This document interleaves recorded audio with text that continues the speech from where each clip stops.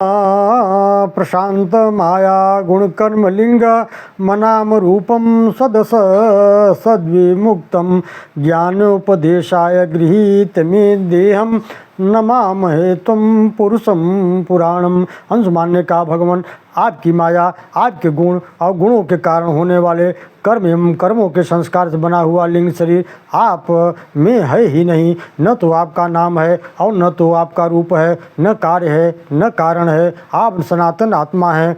ज्ञान का उपदेश करने के कारण ही आपने यह शरीर धारण कर रखा है। हम आपको नमस्कार करते हैं। श्री भगवान ने कहा, बेटा यह घोड़ा तुम्हारे पितामह का यज्ञ पशु है, इसे तुम ले जाओ। तुम्हारे जले हुए चाचाओं का उद्धार केवल गंगा जल से ही होगा और कोई उपाय नहीं है। हंसमान ने उनकी परिक्रमा की और घोड़ा लेकर अपने दादा जी को दे दिया। सगर ने उस यज्ञ पशु से यज्ञ की शेष क्रिया को पूर्ण करके हंसमान को राज्य देकर महर्षि और के बतलाए हुए मार्ग पर चलकर परम पद को प्राप्त किया।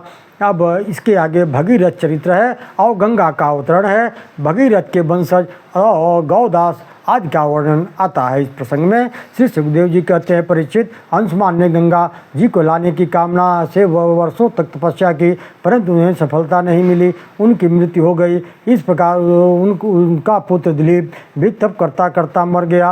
वो उनके पीछे दिलीप के पुत्र भागीरथी ने भी वर्षों तक तपस्या की। भागीरथी के तपस्या से प्रसन्न होकर भगवती गंगा जी ने उसे दर्शन दिए और उनकी प्रार्थना से पृथ्वी पर आने को तैयार हो गई, परंतु उन्होंने दो कठिनाई बताई। एक तो ये कि जब मैं पृथ्वी पर जब मेरा जल पृथ्वी पर गिरेगा तब उस वेग को झेलने वाला चाहिए, अन्यथा वे पृथ्वी को फाड़कर रसातल में चली जाएंगी। तथा दूसरा यह कि पृथ्वी के लोग उसमें अपना पाप उतारेंगे या धोएंगे। भगीरथ ने कहा, माते मैं भगवान शंकर को प्रसन्न करूंगा, वे तुम्हारा वेग धारण कर लेंगे और पृथ्वी पर आने के बाद सत्पुरुष अपने अंग स्पर्श से तुम्हारे पापों को नष्ट कर देंगे। श्री सुखदेव जी कहते हैं, परीक्षित, गंगा जी से इस प्रकार कहकर राजा भगीरथ ने थोड़े ही दिन में तपस्या करके भगवान शंकर को प्रसन्न कर लिया और भगवान शंकर ने उसे अपने सिर पर धारण कर लिया। भगवान के चरणों का स्पर्श होने से गंगा जी का जल परम पवित्र जो है। इसके बाद राजर्षि भगीरथ गंगा जी को वहाँ से लेकर गए और जहाँ उनके पितरों के शरीर की राख का ढेर पड़ा था, गंगा जल का स्पर्श होते ही सगर के 60,000 पुत्रों को स्वर्ग की प्राप्ति हो गई। भगीरथ के पुत्र सूत्र उनसे नाभ और नाभ से सिंधुदीप, उनसे अयुतायु, उससे ऋतुतर पर्ण। यह राजा नल का मित्र था तथा इसे नल के जुए में विद्या सिखाकर उससे अष्ट विद्या सीखी थी। उसका सर्व काम और उससे सुदास और तथा उससे सौदास। राजा सौदास ने मृगया करते समय एक राक्षस को मार डाला था, उससे उसके भाई को छोड़ दिया था। वह भाई की मृत्यु का बदला लेने के लिए सौदास का रसोइया बन गया। राजा सौदास के गुरु वशिष्ठ जी जब राजा के यहाँ भोजन पर आए तब उसने उनको मनुष्य का मांस परोस दिया।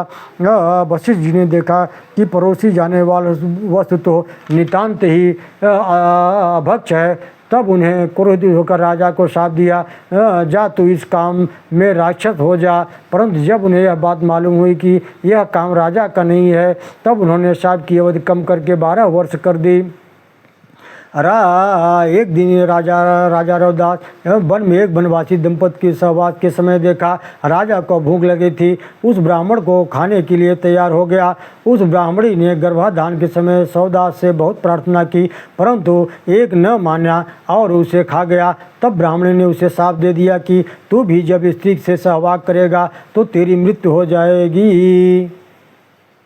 12 वर्ष बीतने पर राजा सौदास गुरु जी के शाप से तो मुक्त हो गया, परंतु उस ब्राह्मणी के शाप से संतानोत्पत्ति न कर सके। तब वशिष्ठ जी से उनके कहने पर मदयंती को गर्भाधान कराया। मदयंती 7 वर्ष तक गर्भ लिए फिर रही थी, परंतु बच्चा नहीं पैदा हुआ। तब वशिष्ठ जी ने पत्थर से उसके पेट पर आघात किया, जिससे बालक हुआ। वह पत्थर अस्म चोट से पैदा होने के कारण अस्मक कहलाया।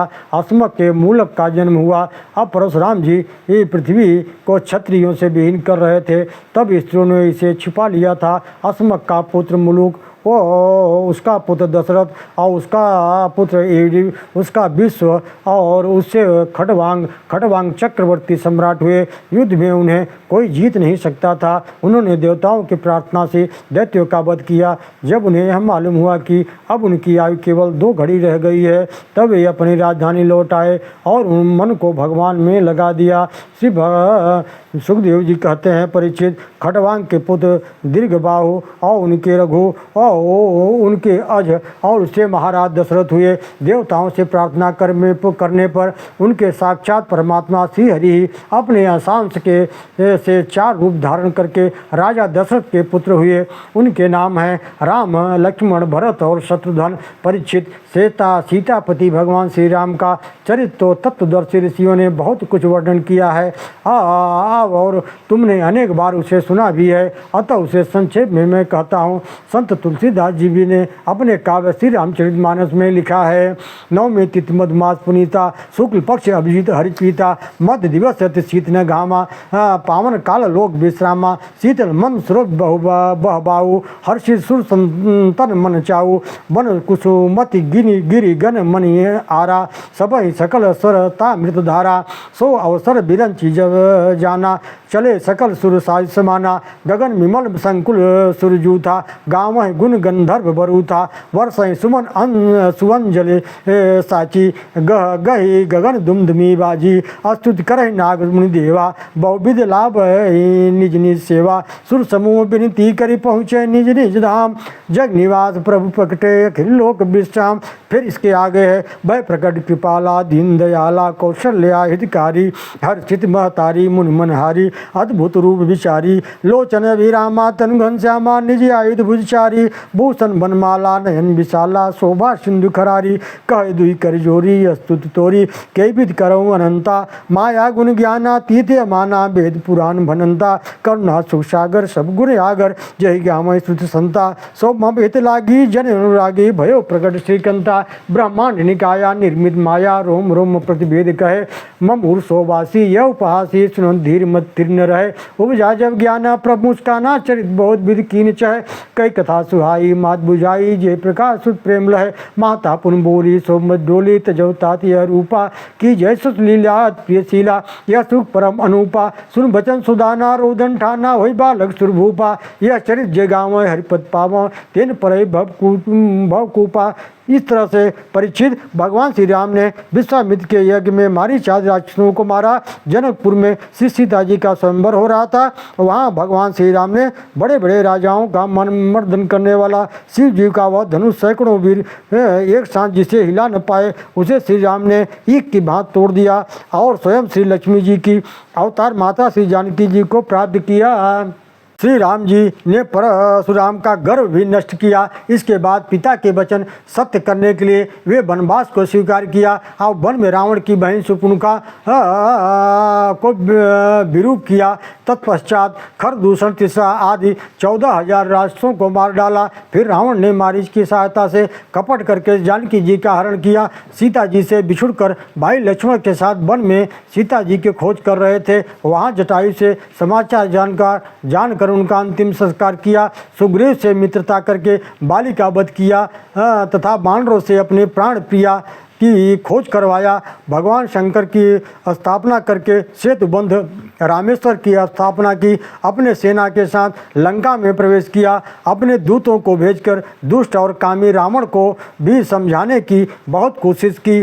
फिर भी कालवश उसके न मानने पर रावण के भाई कुंभकर्ण, महाबली पुत्र इंद्रजीत, मेघनाथ आज चतुरंगिनी सेना सहित संहार करके भक्त विभीषण को लंका का राजा बना दिया तथा माता जानकी जी सहित पुष्पक विमान से बैठकर अपनी राजधानी को लौट आए। भाई भरत, शत्रुघ्न, माता कौशल्या आदि से मिलकर गुरुजनों की आज्ञा से वे भगवान श्री राम राज सिंहासन पर विराजमान हुए और उन्होंने धर्म पूर्वक शासन किया।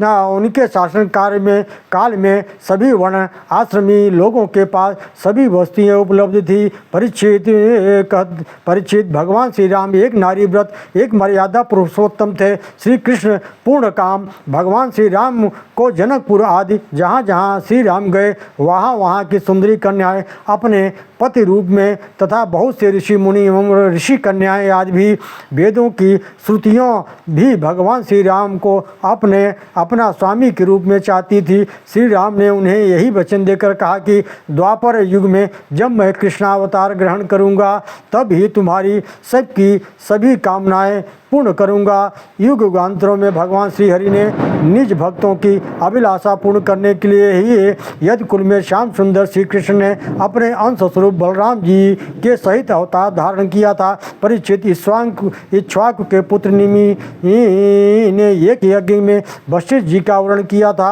उन्होंने निमि से कहा, मैं देवराज इंद्र का यज्ञ कराने जा रहा हूँ, तब तक तुम प्रतीक्षा करो। निमि ने यह सोचकर कि शरीर क्षणभंगुर है, अतः यह सोचकर दूसरे ऋतुजों को वर्ण कर लिया। गुरु वशिष्ठ जी जब इंद्र का यज्ञ करा के लौटे तब निमि को यज्ञ करता देख शाप दे दिया कि इसका शरीर पात का हो जाए, पत्ते का हो जाए। तब निमि ने भी उसे शाप देकर निमि ने शरीर त्याग दिया। उधर वशिष्ठ जी ने अपना भी शरीर त्याग कर मित्रा वरुणा की पत्नी उर्वशी के गर्भ से जन्म ग्रहण किया। सत्र यज्ञ पूर्ण होने पर देवताओं ने निमि को पुनः जीवित होने का आशीर्वाद दिया, परंतु इस नासमान शरीर को उन्होंने नहीं स्वीकारा। तब महर्षियों ने राजा न रहने की कमी को जानकर निमि के शरीर का मंथन किया। उससे जनक उत्पन्न हुए तथा इनके वंशज आदि आगे चल करके नर मैथिल एवं विदेह कहलाए। ये सब आत्मज्ञान से संपन्न एवं गृहस्थ आश्रम में रहकर भी सुख दुख आदि द्वंद्वों से मुक्त थे। क्यों न हो, याज्ञवल्क्य आदि बड़े बड़े योगीश्वरों की इन पर कृपा जो थी। बेहद कार्याण्य आदि उपनिषद के अनुसार जनक हिरण्यनाभ के शिष्य याज्ञवल्क्य के शिष्य थे। ओम नमो भगवते वासुदेवाय। जनों, अब चंद्रवंश का वर्णन आता है। श्री सुखदेव जी कहते हैं, परीक्षित, अब मैं तुम्हें चंद्रमा के पावन वंश का वर्णन सुनाता हूँ। ब्रह्मा जी के पुत्र अत्रि थे। उन्हीं अत्रि के नेत्रों से अमृतमय चंद्रमा का जन्म हुआ। ब्रह्मा जी ने चंद्रमा को ब्राह्मण, औषधि और नक्षत्रों का अधिपति बना दिया। और एक बार बलपूर्वक बृहस्पति जी की पत्नी तारा को हर लिया। देवगुरु के बार बार याचना करने पर भी उन्होंने उसे नहीं लौटाया। देवता दानवों में संग्राम छिड़ गया। शुक्राचार्य जी ने बृहस्पति के द्वेष से असुरों का पक्ष लिया और महादेव जी ने भूत गणों के साथ अंगिरा पुत्र बृहस्पति का पक्ष लिया तथा देवराज इंद्र ने भी देवताओं के साथ बृहस्पति जी का पक्ष ही लिया। अंत में अंगिरा ने जाकर ब्रह्मा जी से इस युद्ध को बंद करने की प्रार्थना की। तब ब्रह्मा जी ने चंद्रमा को डांट डपट कर तारा को वापस दिलवाया। जब बृहस्पति जी को यह मालूम हुआ कि तारा गर्भवती है तब उन्होंने तारा से गर्भ को तुरंत त्यागने को कहा। अपने पति की बात सुनकर तारा लज्जित हुई और उसने सोने के समान चमकते हुए ये बालक अथवा गर्भ का त्याग कर दिया। उस बालक को देखकर चंद्रमा और बृहस्पति जी फिर से झगड़ने लगे। तब ब्रह्मा जी ने एकांत में बुलाकर तारा से पूछा, यह बालक किसका है? तारा ने कहा, चंद्रमा का। इसलिए उस बालक को चंद्रमा ने ले लिया तथा ब्रह्मा जी ने उसका नाम बुध रख दिया। परीक्षित, बुध के द्वारा इला के गर्भ से पुरूरवा का जन्म हुआ। यह इला वैवस्वत मनु की पुत्री थी। इंद्र की सभा में नारद के द्वारा पुरूरवा की प्रशंसा सुनकर वो ऋषि के हृदय में काम भाव जागृत हो आया और वह पुरूरवा के पास चली गई। यह उर्वशी को मित्रा वरुण के शाप से पृथ्वी पर आना ही था। उर्वशी को देखकर पुरूरवा मोहित हो गए। उर्वशा ने उसके साथ रहने की 3 शर्त रखी। उसने कहा, मैं धरोहर रूप में भेड़ के 2 बच्चे आपको सौंपती हूँ। दूसरी शर्त में केवल घी ही पीऊँगी और तीसरी यह कि मैथुन के अतिरिक्त और किसी भी समय आपको वस्त्रहीन न देख सकूँगी। पुरूरवा ने उसकी 3 शर्तें स्वीकार कर ली और वर्षों तक उसके साथ विहार किया। इधर जब इंद्र ने उर्वशी को नहीं देखा तब उसने गंधर्वों को लाने के लिए भेजा। एक गंधर्व आधी रात को उर्वशी के धरोहर उन भेड़ों को चुराकर भागने लगे।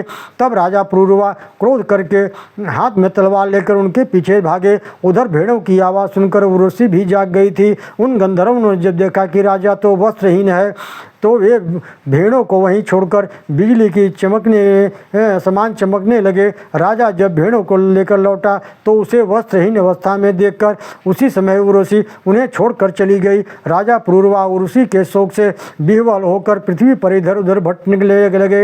एक दिन कुरुक्षेत्र में सरस्वती के तट पर अपनी 5 सहेलियों के साथ देखा तथा उर्वशी ने राजा को अपने प्रेम की ऐसी करुण दशा में देखकर कहा, राजराजेश्वर, आप घबराइए नहीं। प्रति 1 वर्ष के बाद एक रात तुम मेरे साथ रहोगे, तब तुम्हारे और भी संतानें होंगी।